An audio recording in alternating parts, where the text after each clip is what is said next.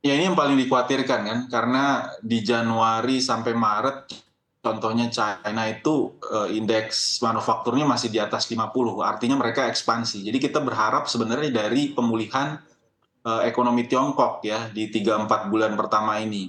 Tapi ternyata daya dorong dari Tiongkok ini terbatas. Ya, jadi kita tahu China ini factory of the world dan kebanyakan negara di dunia, terutama negara-negara maju, permintaannya masih lambat.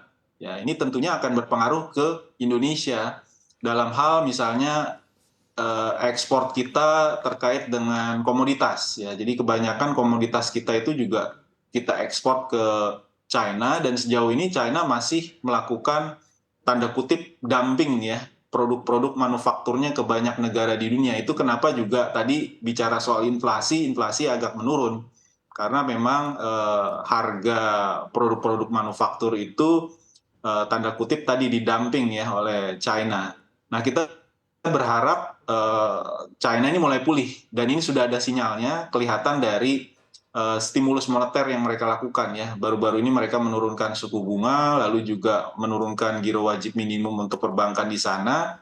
Dan biasanya ketika nanti ada peningkatan total pembiayaan di Tiongkok, ini kalau kita lihat dari siklus-siklus sebelumnya itu biasanya akan diikuti juga oleh uh, mulai meningkatnya permintaan ya untuk komoditas yang ujung-ujungnya nanti akan mendorong juga peningkatan inventory pada industri manufaktur di Tiongkok.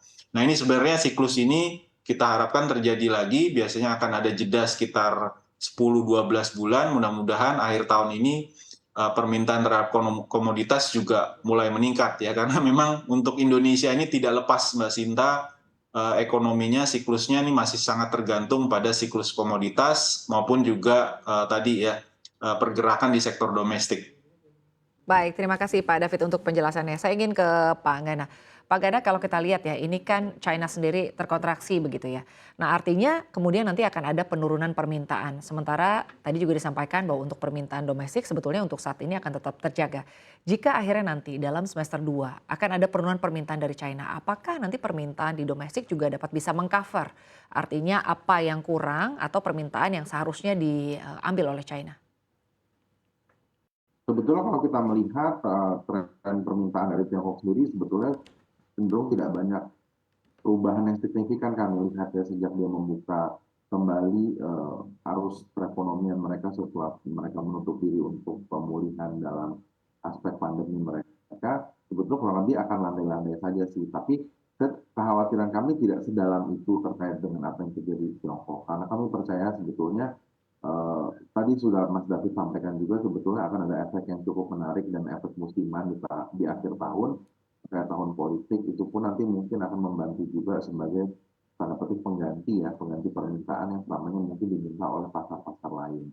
Nah, tetapi juga sebetulnya saya lebih pengen memperkuat pemikiran bahwa sebetulnya harus banyak yang dibenahi juga bahwa sektor-sektor yang diperhatikan seperti pada saya sampaikan adalah jangan sampai hanya aspek yang sekarang sedang lagi hangat-hangatnya gitu, lagi-lagi hijau-hijaunya, tetapi akhirnya merupakan faktor yang lain yang mungkin sektor-sektor yang lebih menyerap padat karya pada sebelum-sebelumnya gitu, misalnya untuk industri tekstil, terus juga garment dan sebagainya. Itu juga harus tetap dilakukan pembenahan sehingga kita tidak kehilangan momentum ketika nanti sudah lewat akan lebih kompleks lagi bagaimana penyelesaiannya. Jadi sebetulnya yang paling penting harus diperhatikan adalah bagaimana pemerintah memastikan kebijakan-kebijakannya sifatnya terukur dan juga tidak mempengaruhi daya beli.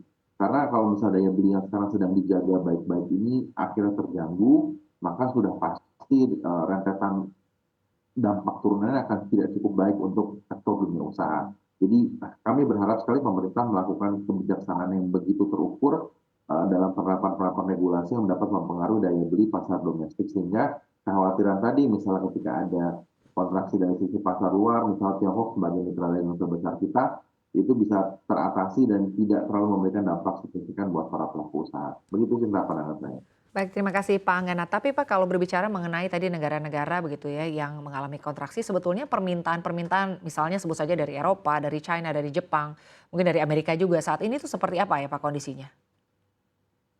Karena sebetulnya cukup cukup konsisten menurut saya ya dari beberapa laporan yang kita tembuk dalam periodik dengan para pelaku usaha dan juga asosiasi, hasilnya masih cukup baik gitu dan tidak terlalu mengkhawatirkan. Hanya saja memang dalam beberapa waktu yang lalu kita masih banyak PR nih Mbak Sinta gitu dalam pemulihan perbaikan-perbaikan kebijakan yang sifatnya diterapkan oleh pasar, misalnya di pasar Eropa, misalnya mereka banyak memberikan kebijakan sehingga ada restriksi pada produk-produk kita. Nah itu yang sebetulnya harus segera dibenahi sehingga arus perdagangan kita lebih lancar dan juga kita tidak terhambat dari aspek yang sebetulnya non teknis gitu loh.